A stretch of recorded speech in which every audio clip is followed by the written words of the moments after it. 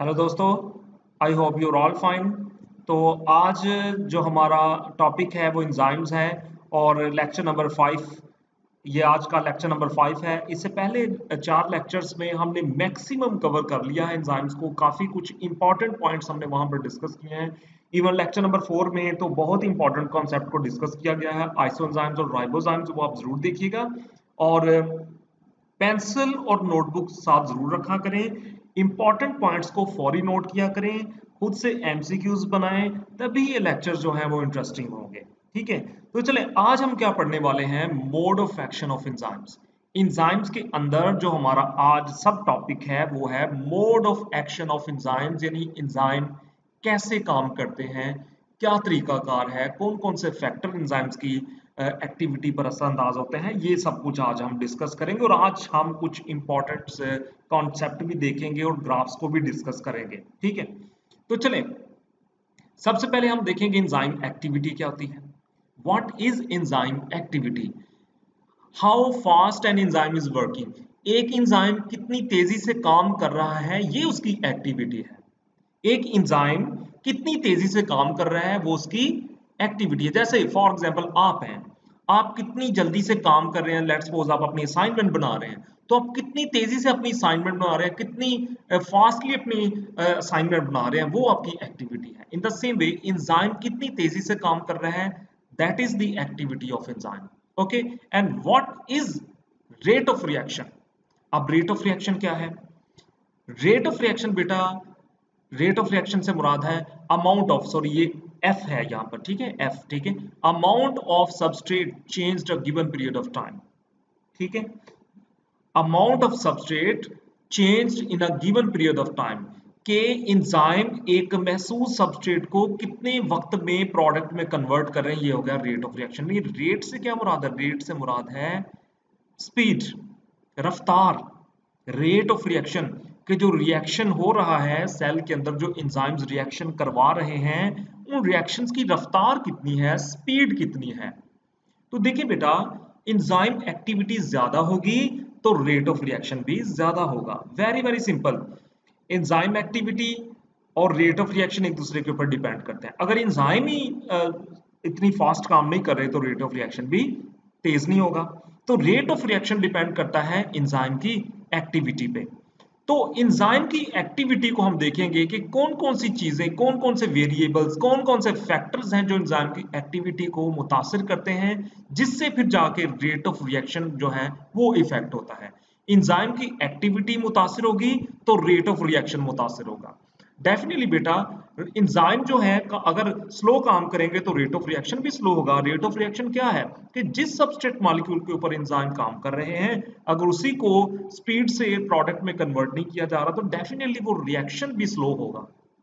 ठीक है, तो चलिए देखते हैं कि वो कौन कौन से वेरिएबल्स हैं जो एंजाइम की एक्टिविटी के ऊपर जो है वो असरअंदाज होते हैं और रेट ऑफ रिएक्शन को जो है वो इन्फ्लुएंस करते हैं। तो इसमें सबसे पहले हम देखते हैं सबस्ट्रेट कंसंट्रेशन आ जाती है। सबस्ट्रेट का आपको पता है ना, सबस्ट्रेट ऐसे मॉलिक्यूल्स हैं जिनके ऊपर एंजाइम जो है वो एक्ट करते हैं, अमल करते हैं, जिनके साथ एंजाइम रिएक्ट करते हैं, उसको हम सबस्ट्रेट कहते हैं।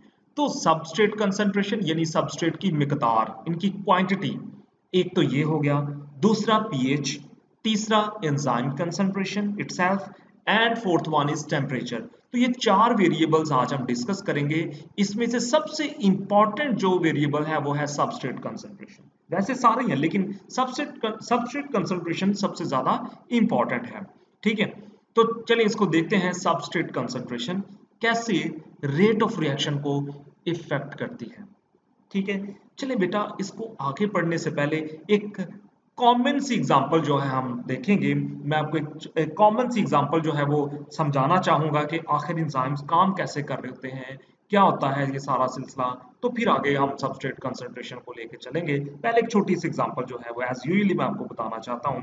देखिए, लेट्स सपोज कि आप अपने घर से स्कूल जाते हैं। ठीक है, ये है आपका घर, ठीक है, ये है आपका होम और ये है आपका स्कूल। ठीक, ये हो गया स्कूल। अच्छा, मेरी जो ड्राइंग है इसको ज़रा टॉलरेट कर लीजिएगा, क्योंकि ये मेरे पास अभी ऐसी फैसिलिटी नहीं जिससे मैं इसको बहुत अच्छा ड्रॉ कर पाऊँ। ओके, ये है होम, ठीक है, और ये है जी स्कूल। ठीक है बेटा। अब आप अपने गली में अकेले स्टूडेंट्स हैं जो एक बस के थ्रू जो है वो अपने स्कूल जाते हैं। ठीक है, ये है बस।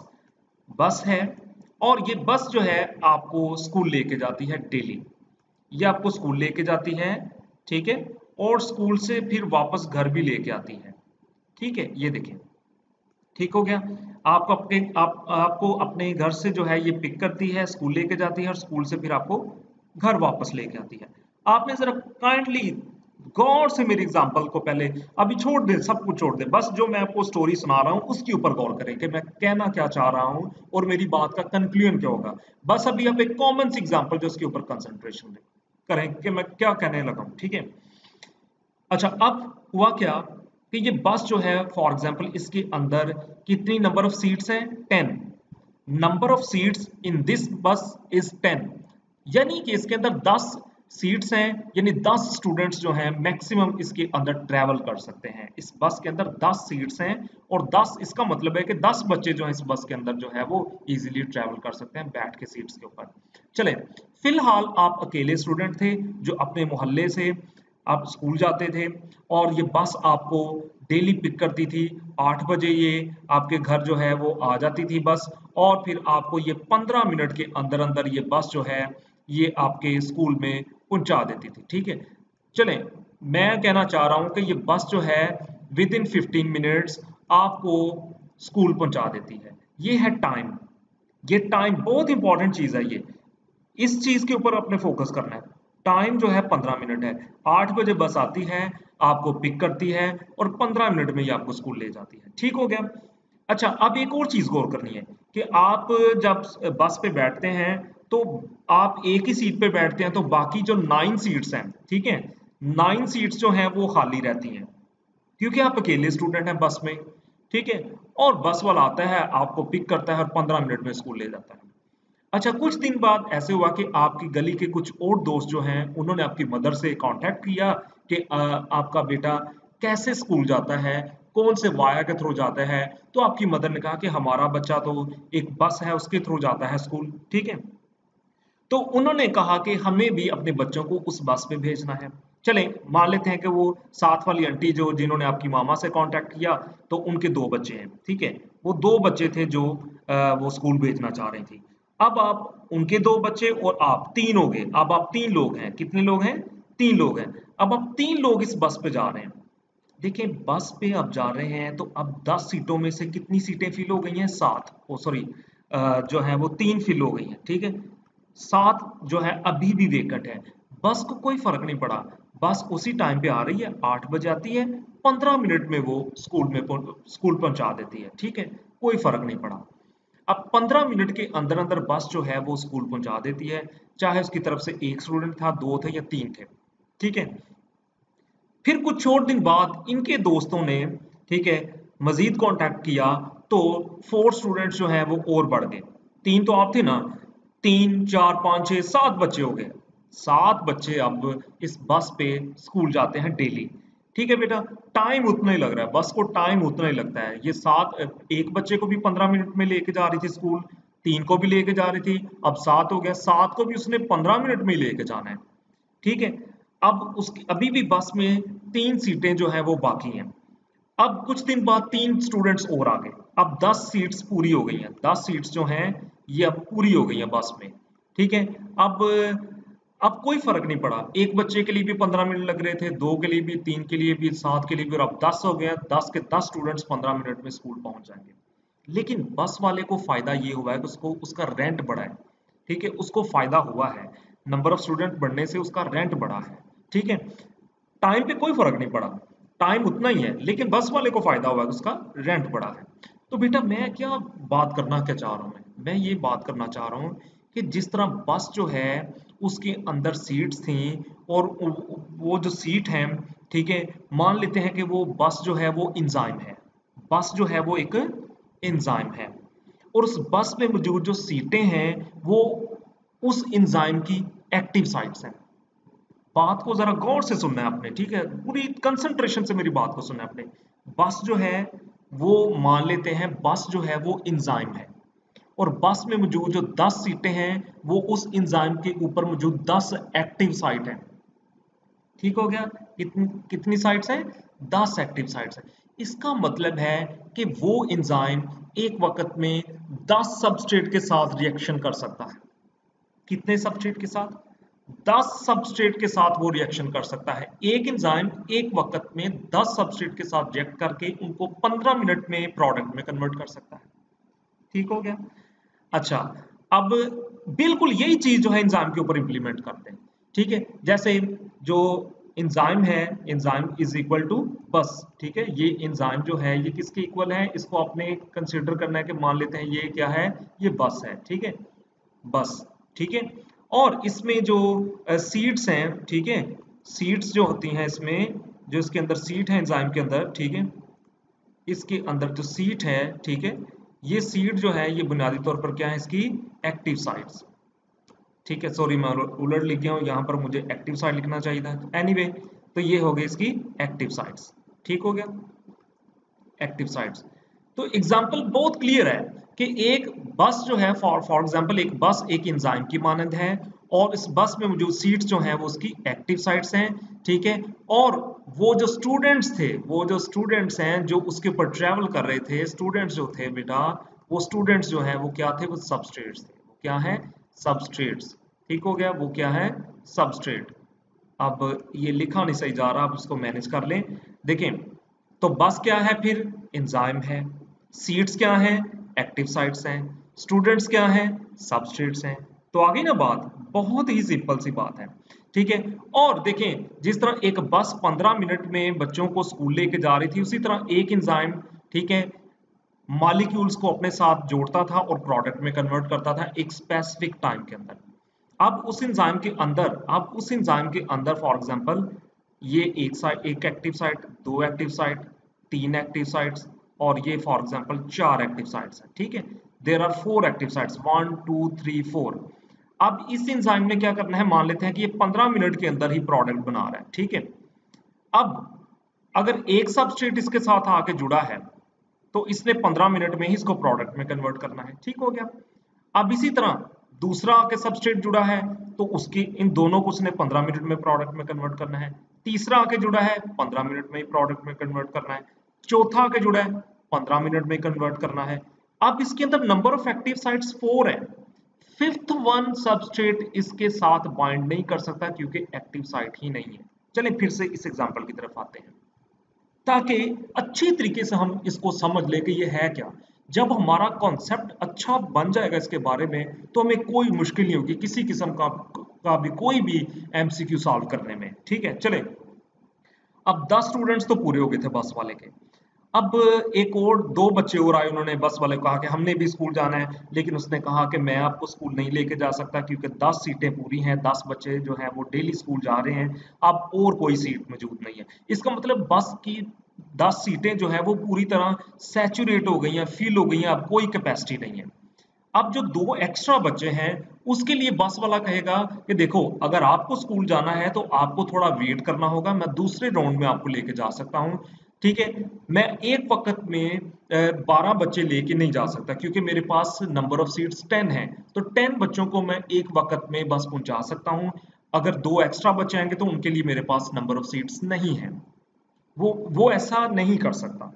इन द सेम वे ये एंजाइम की एक्टिव साइट्स देखें 4 है, 4 एक्टिव साइट है तो 4 सबस्ट्रेट आके जुड़ेंगे, 4 एक्टिव साइट्स है 4 सबस्ट्रेट जुड़ेंगे।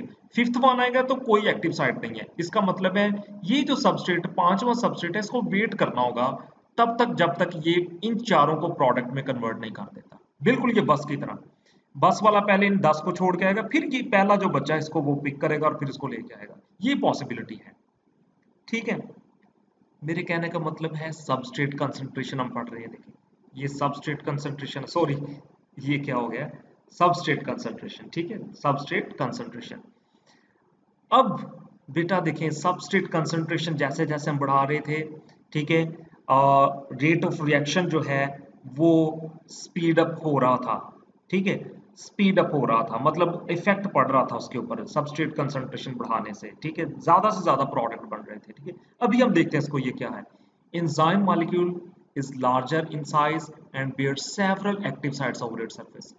ये अपने ज़हन से निकाल देना कि एक एंजाइम मॉलिक्यूल के ऊपर एक एक्टिव साइट होती है, एक एंजाइम के ऊपर कई एक्टिव साइट्स मौजूद हो सकती हैं क्योंकि एंजाइम मॉलिक्यूल जो है ये बड़े साइज का होता है, ठीक है।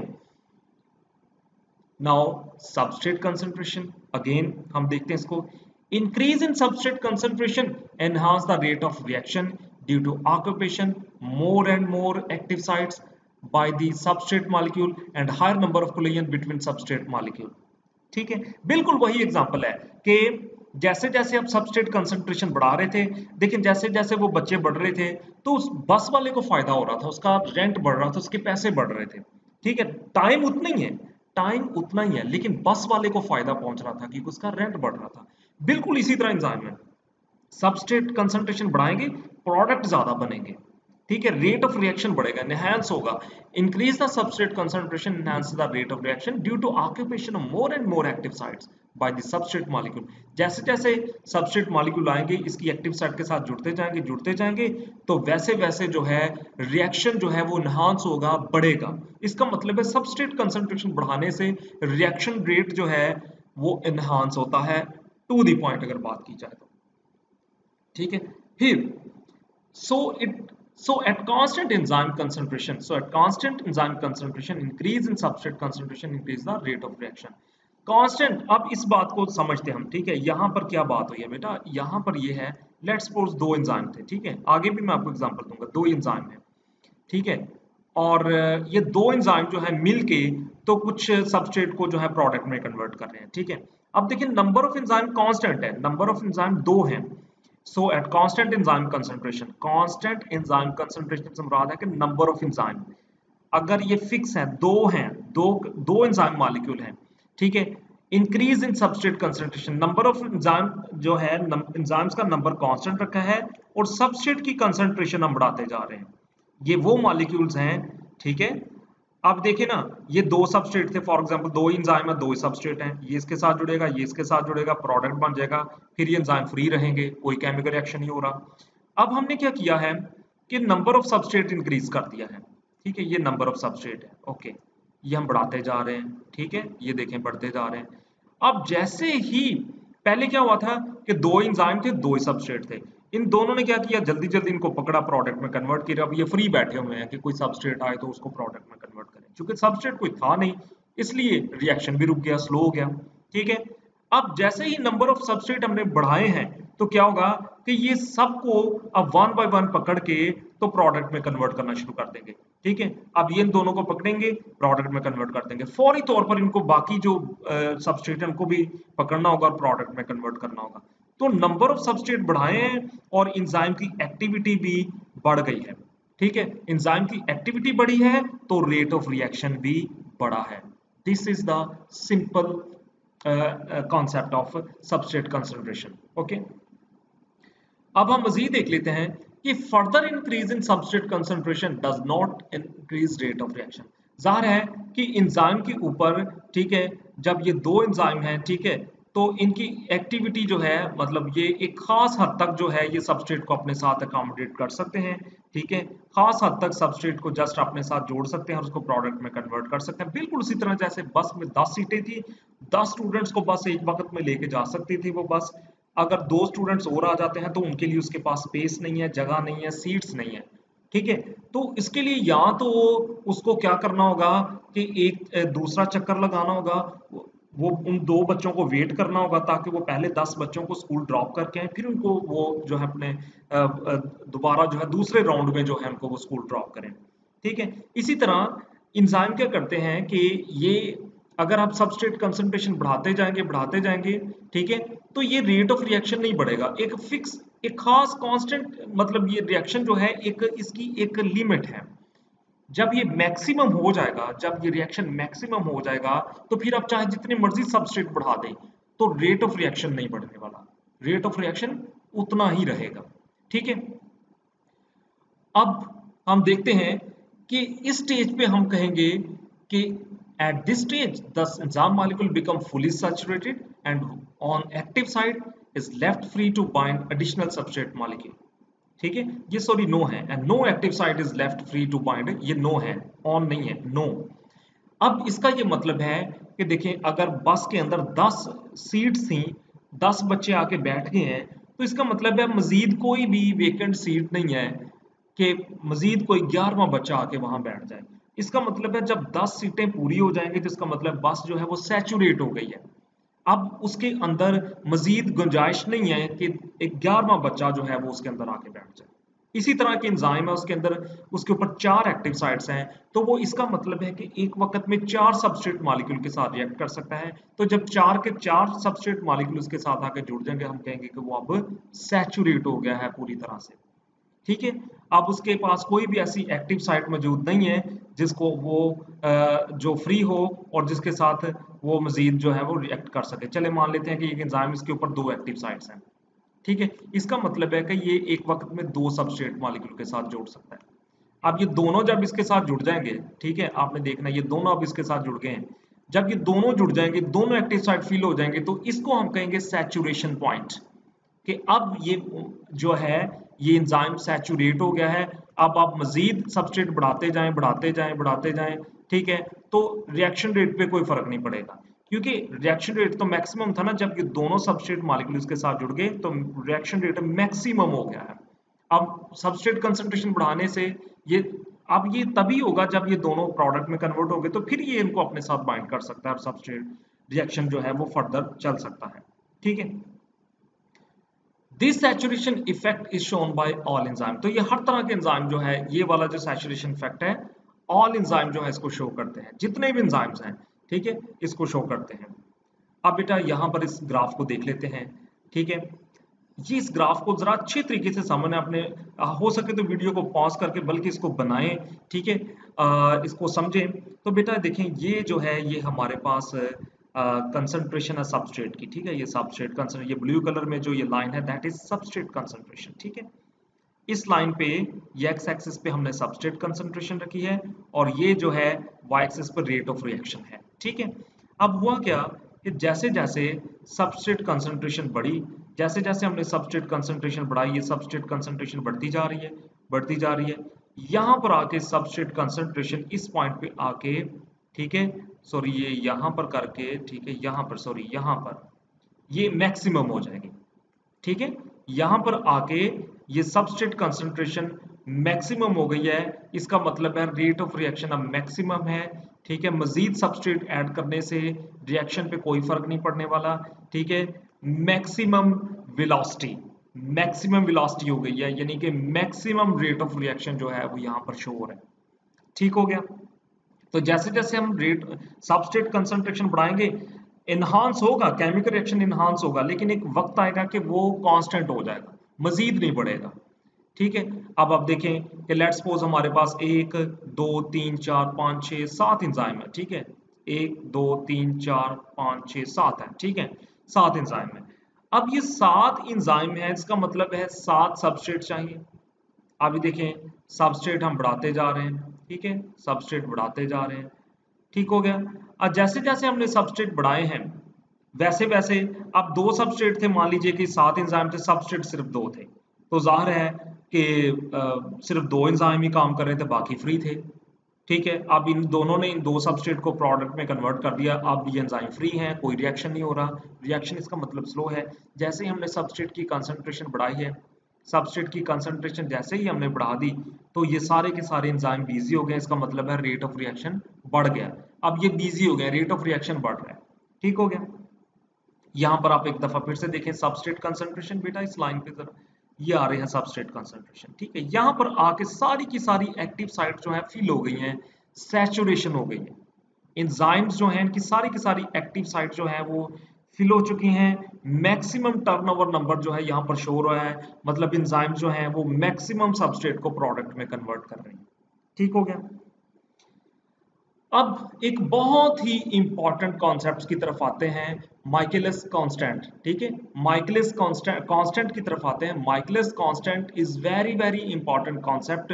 सबस्ट्रेट कंसंट्रेशन जब हम स्टडी कर रहे होते हैं, तब हमें माइकलिस कांस्टेंट का जो कॉन्सेप्ट है ये होना चाहिए कि माइकलिस कांस्टेंट हमें क्या बताता है। ठीक है। चलिए देखते हैं माइकलिस कांस्टेंट है क्या।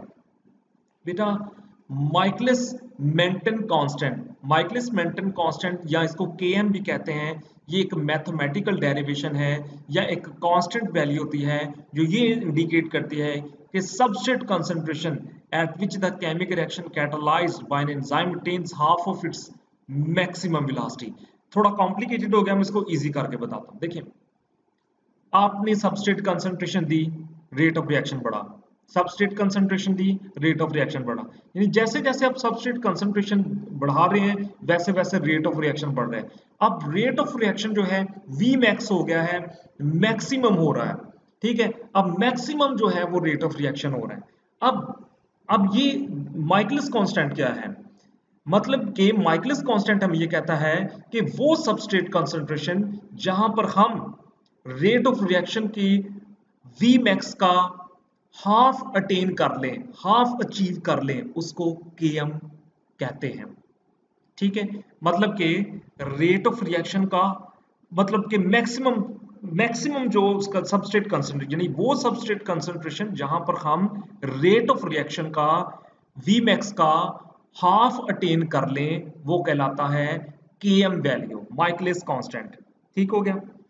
मतलब कि यहां से एक दफा फिर से हम देख लेते हैं कि ये रेट ऑफ रिएक्शन बढ़ रहा था, ठीक है। देखें ये रेट ऑफ रिएक्शन बढ़ रहा है, रिएक्शन बढ़ रहा है, बढ़ रहा है, बढ़ रहा है, ठीक है। ये देखें बढ़ता जा रहा है, बढ़ता जा रहा है, अब ये कांस्टेंट हो गया, ठीक है, कांस्टेंट हो गया।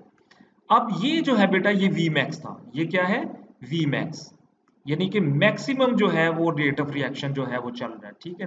This is V max, just इसको समझें क्या मैं बात कर रहा हूं, ठीक है, वी मैक्स। अब ये जो इसका इस वी मैक्स का हाफ क्या बन रहा है, ये, ठीक है, ये हाफ है इसका, ये हाफ है।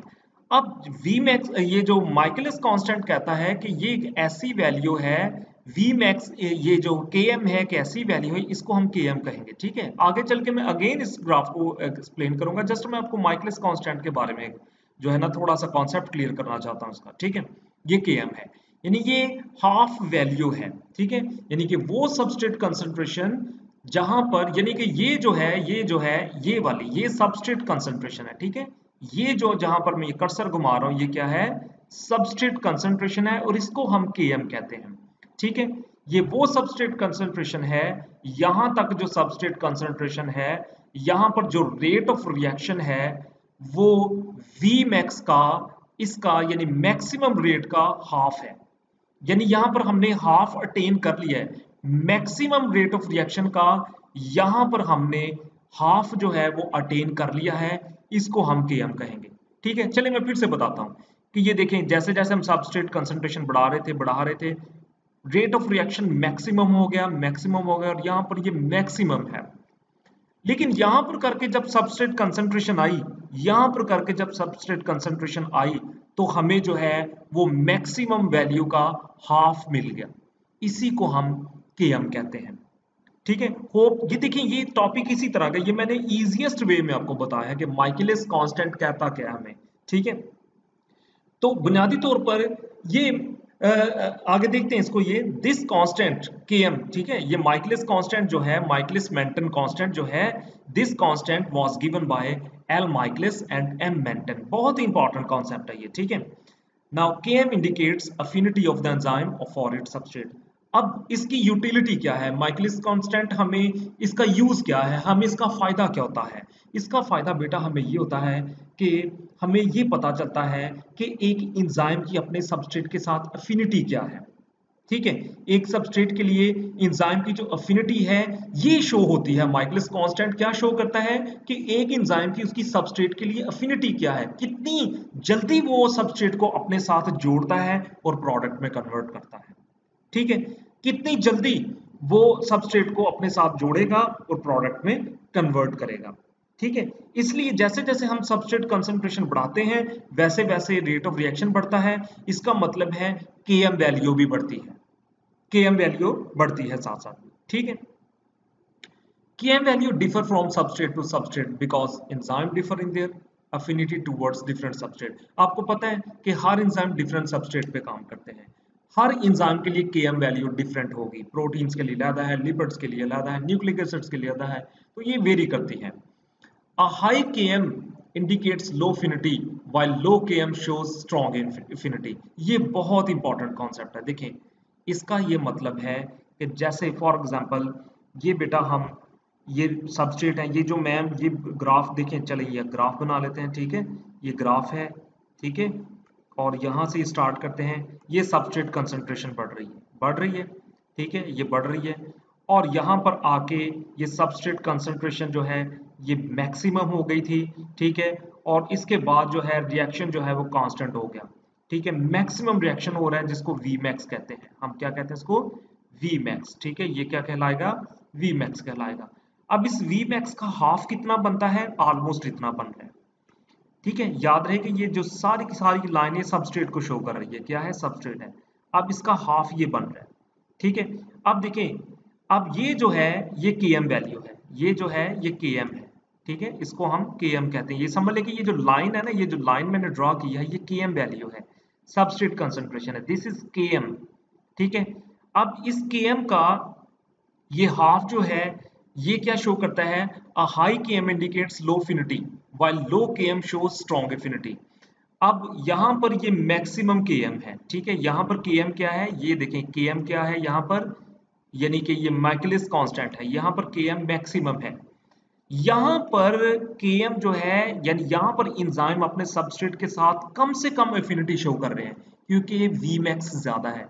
जहां पर Vmax ज्यादा होगा वहां पर Km कम होगा। वेरी वेरी इंपॉर्टेंट, नोट करते जाए साथ साथ, नहीं तो ये भूल जाएगा। जहां पर Vmax ज्यादा होगा वहां पर Km कम होगा, लेकिन जहां पर Vmax जो है वो उसका हाफ होगा, कम होगा, वहां पर Km ज्यादा होगा। यानी सबस्ट्रेट जो है इसकी अगर कंसंट्रेशन कम होगी तो Km जो है इसकी वैल्यू ज्यादा होगी। A high Km indicates low affinity while a low Km shows strong affinity। इससे मैंने आपको पहले भी बताया, जस्ट हमें ये पता चल रहा है कि एक एंजाइम अपने सबस्ट्रेट के साथ कितनी एफिनिटी रखता है, कितना स्ट्रांगली इसको अपनी तरफ अट्रैक्ट करता है, ठीक है। Now, protease acts on different protein, so its Km value will differ from protein to protein, ठीक है, डिपेंड करता है। एलोस्टेरिक एंजाइम्स, अब एक एक्सेप्शन आ जाती है। एक्सेप्शन बहुत इंपॉर्टेंट है। एलोस्टेरिक एंजाइम्स, पहले तो आपने मुझे बताना है कि एलोस्टेरिक एंजाइम्स होते क्या हैं। अगर आपको नहीं पता तो चले मैं बता देता हूं कि एलोस्टेरिक एंजाइम्स ऐसे एंजाइम्स हैं जिनके पास एक्टिव साइट्स के अलावा एक और साइट मौजूद होती है जिसको एलोस्टेरिक साइट कहते हैं। ये एंजाइम बेटा एक्चुअली होता ये है कि हमने लेक्चर नंबर 3 में जब एंजाइम इनहिबिशन के बारे में डिस्कस किया था वहां पर मैंने आपको बताया था कि कैसे फीडबैक इनहिबिशन के थ्रू जो है वो एंजाइम अपनी एक्टिविटी को स्लो कर देते हैं। जब मैक्सिमम प्रोडक्ट बन जाते हैं तो उन्हीं में से कुछ प्रोडक्ट्स इन एंजाइम्स की एलोस्टेरिक साइट के साथ आके जुड़ते हैं और रिएक्शन रेट को स्लो कर दिया जाता है। तो यहां पर माइकलिस मेंटन कांस्टेंट जो है एलोस्टेरिक एंजाइम्स के ऊपर माइकलिस मेंटन कांस्टेंट जो है वो ओबे नहीं होता। ये बहुत ही इंपॉर्टेंट पॉइंट है कि कहां पर माइकलिस मेंटन कांस्टेंट जो है वो ओबे नहीं होता। तो यहां पर माइकलिस मेंटन कांस्टेंट जो है वो ओबे नहीं होता, कहां पर? एलोस्टेरिक एंजाइम्स के ऊपर, ठीक है बेटा। तो ये माइकलिस मेंटन कांस्टेंट अब दो दफा अगर आपको नहीं समझ लगी तो मेरा लेक्चर दो दफा ले लीजिएगा, ये इसी पोर्शन को, जस्ट ये माइकलिस कांस्टेंट, तो आपको समझ लग जाएगी। थोड़ा सा शायद आपके लिए न्यू कॉन्सेप्ट हो, आपने पहले पढ़ा हो या नहीं पढ़ा, लेकिन ये एक बहुत ही इंपॉर्टेंट कॉन्सेप्ट है, बहुत ही इंपॉर्टेंट चीज है जो मैं आपके साथ ये डिस्कस कर रहा हूँ। इसका कॉन्सेप्ट होना चाहिए हमें, ठीक है। अब हम एंजाइम काइनेटिक्स को समझते हैं बेटा, ये बहुत इंपॉर्टेंट ग्राफ है। मैं चाहूंगा कि आप वीडियो को पॉज करके इसको जरूर ड्रॉ करें, ठीक है। ये बहुत काम की चीज है, बहुत इंपॉर्टेंट कॉन्सेप्ट है। चलिए इसको अभी डिस्कस करते हैं हम कि देखिए, ये मैं पहले भी आपको बता चुका कि ये जो लाइन है ये जा रही है सबस्ट्रेट कंसंट्रेशन है बेटा, ठीक है, ये दिस इज सबस्ट्रेट कंसंट्रेशन। तो सबसे पहले देखिए इस लाइन के ऊपर गौर करें, ठीक है। यहां पर आके क्या हुआ है, यहां पर आके सैचुरेशन लेवल जो है वो कंप्लीट हो गया, यानी कि सारी की सारी एक्टिव साइट्स एंजाइम की सारी एक्टिव साइट्स अब फिल हैं, ठीक है। अब कोई दूसरा सबस्ट्रेट आके एंजाइम के साथ जुड़ने की कोशिश करे तो वो ऐसा नहीं होगा क्योंकि सारी की सारी एक्टिव साइट अब बिजी हैं।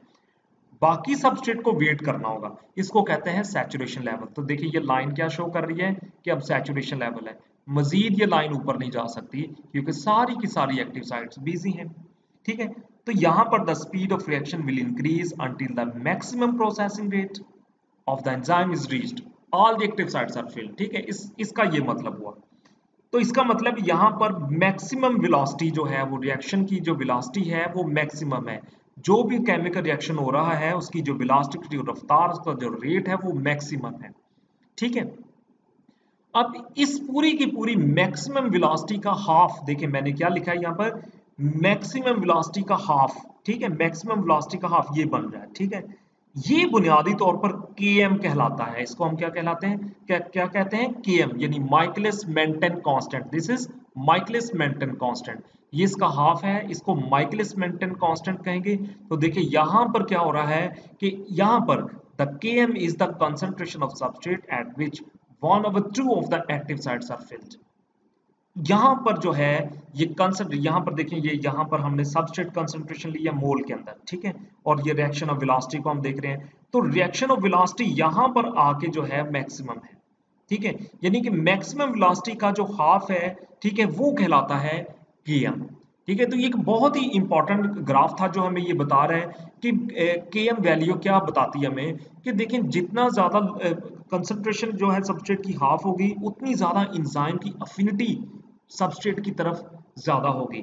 मतलब ये एक ऐसा कांस्टेंट है जो हमें ये बताता है कि मैक्सिमम वैल्यू का हाफ कर लें तो उस हाफ वैल्यू के ऊपर जो सबस्ट्रेट कंसंट्रेशन है, उन सबस्ट्रेट के साथ इंजाइम कितनी स्ट्रांगली अट्रैक्ट कर रहे हैं, उसको कितना अपनी तरफ उनकी अफिनिटी है अपने साथ जोड़ते हैं, प्रोडक्ट में कन्वर्ट करते हैं।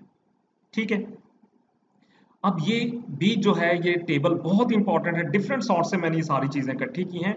देखें यहाँ पर आपको ये देखें, ये Km वैल्यू को बस देखना है। ठीक है, यहाँ पर डिफरेंट एंजाइम्स दे रखे हैं मैंने यहाँ पर। ठीक है, तो carbonic anhydrase, acetylcholinesterase, ठीक है, और catalase, protonase, fumarase, triphosphate isomerase, beta lactamase, ये सारे के सारे एंजाइम्स और इनकी Km वैल्यू है। इनमें से एक जो है ये कार्बोनिक एनहाइड्रेज, इसकी वैल्यू बहुत इंपॉर्टेंट है, ये आप नोट कर लें।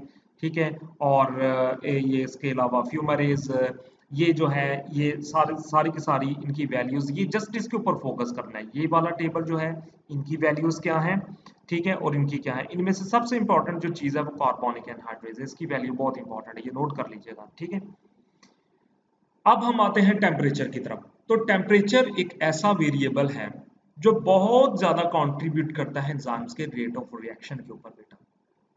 ठीक है, हमें पता है कि टेम्परेचर जो है एक ऐसा वेरिएबल है जो एंजाइम, हमें पता है कि देखें, सुने जरा, enzymes are made up of proteins and proteins are made up of amino acids and amino acids are made up of atoms molecules. Okay, चलें, अब होता यूं है कि ये टेम्परेचर किस तरह से इफेक्ट कर रहा होता है।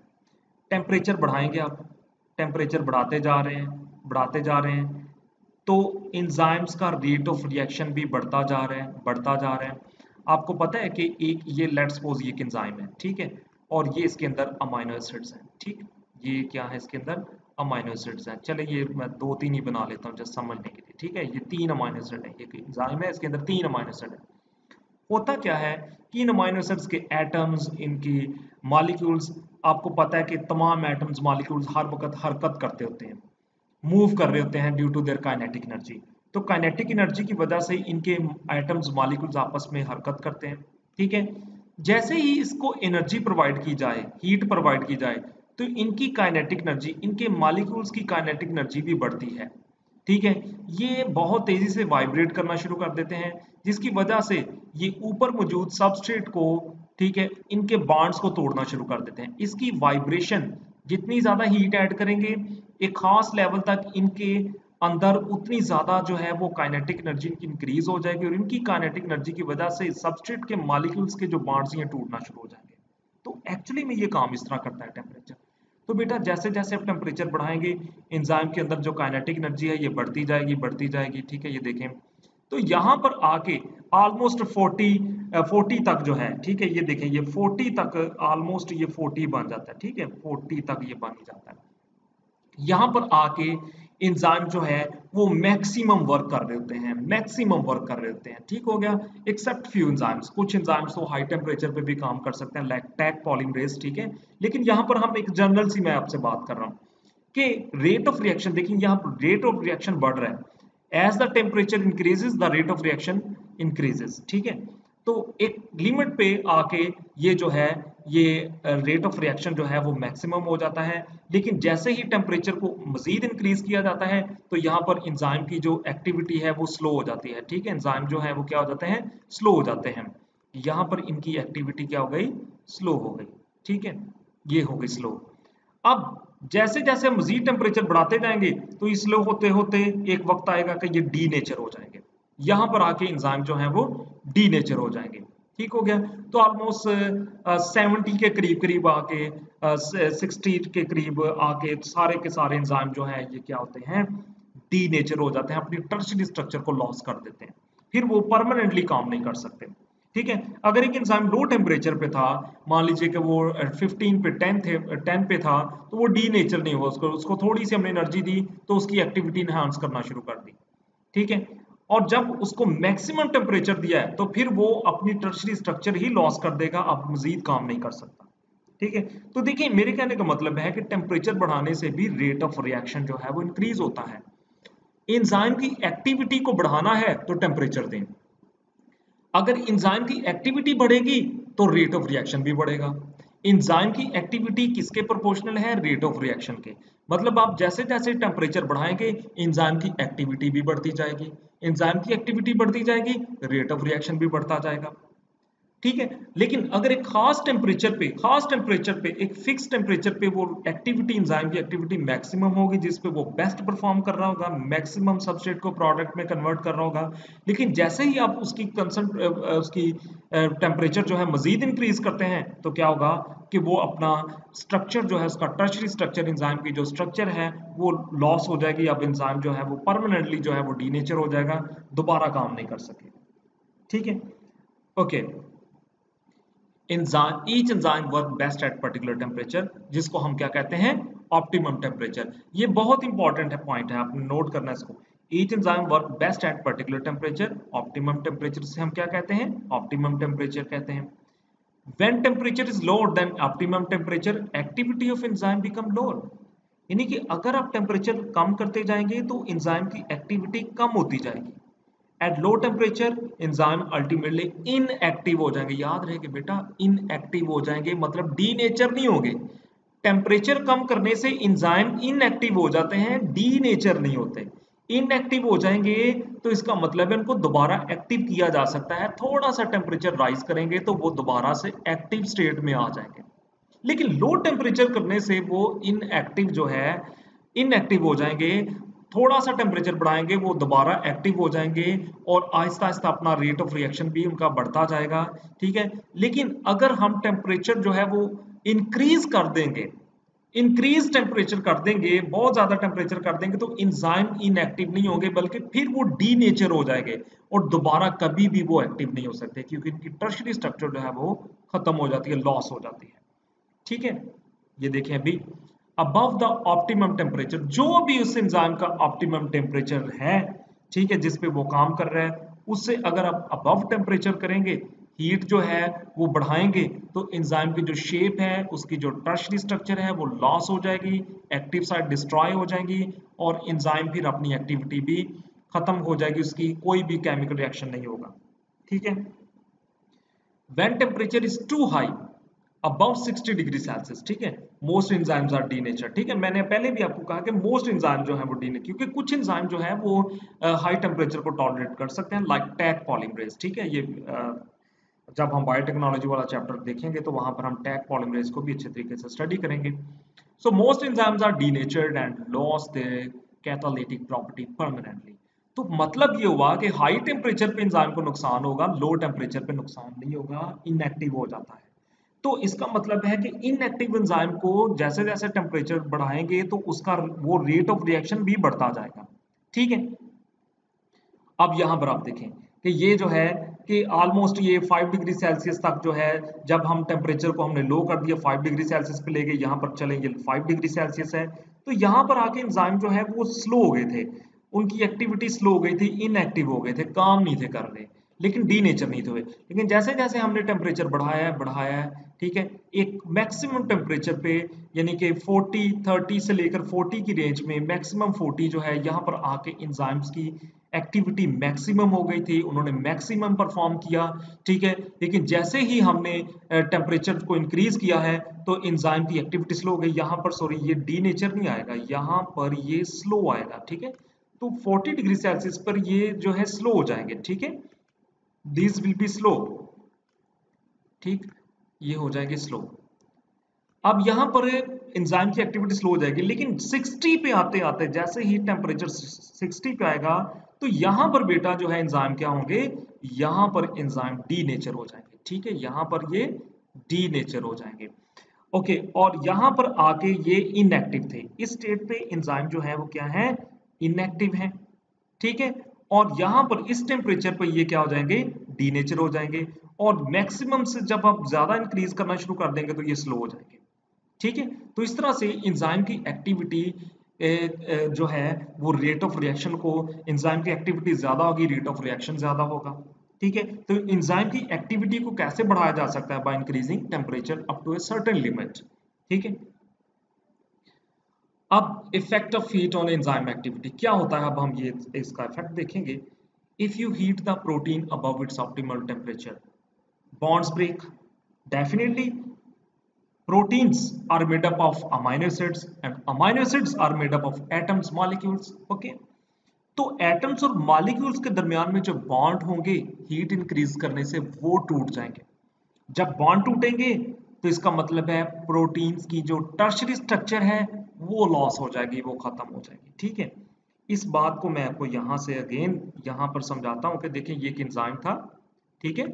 इस एंजाइम के अंदर ये जो है इसके लेट्स सपोज के एटम्स मॉलिक्यूल्स हैं, ठीक है, ये इसके एटम्स और मॉलिक्यूल्स हैं, इनके बीच में ये बॉन्ड्स हैं, ठीक है। आमतौर पर ये एटम्स और मॉलिक्यूल्स मूव करते रहते हैं, काइनेटिक एनर्जी की वजह से हरकत करते रहते हैं, ठीक है। मैक्सिमम एक खास टेम्परेचर पर ये मैक्सिमम वाइब्रेट करते हैं, इनकी वाइब्रेशन से सबस्ट्रेट के जो मॉलिक्यूल्स उनके बॉन्ड्स टूटते हैं। लेकिन जब इनको ज्यादा हीट प्रोवाइड कर दी जाए इनके ऑप्टिमम टेम्परेचर से ज्यादा, तो ये बॉन्ड ब्रेक हो जाएंगे। तो जब बेटा ये बॉन्ड ब्रेक होंगे तो ये एंजाइम जो है इसकी स्ट्रक्चर देखें ये क्या हो गई, लॉस हो गई, खत्म हो गई। अब ये अपनी रियल फॉर्म में नहीं है, तो ये जो है डी नेचर हो चुका है, अब ये काम नहीं कर सकता, ठीक है। इसकी टर्शरी स्ट्रक्चर जो है वो लॉस हो गई है। अब पीएच, अब देखिए फॉर एग्जांपल हमारे पास जो है वो डिफरेंट 3 एंजाइम है, एक ये है, एक ये है और एक ये है, 3 एंजाइम है। जस्ट ग्राफ्स को समझे, ग्राफ्स बहुत इंपॉर्टेंट चीजें होती हैं, बहुत इंपॉर्टेंट है। जस्ट ग्राफ से हमने कॉन्सेप्ट अपना क्लियर करना है, ठीक है। लिखा तो आप बुक से भी देख लेंगे, ठीक है, ग्राफ से हम चीज को अच्छे तरीके से समझ सकते हैं। तो पीएच का क्या मतलब है, concentration of hydrogen ions, hydrogen ions H plus.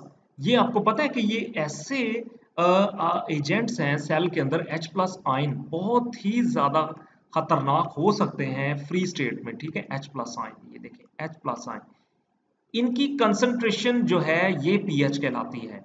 अगर इनकी कंसंट्रेशन हाई है, ठीक है, तो पीएच का वैल्यू और होगी, इनकी कंसंट्रेशन लो है तो पीएच जो है उसकी वैल्यू और होगी।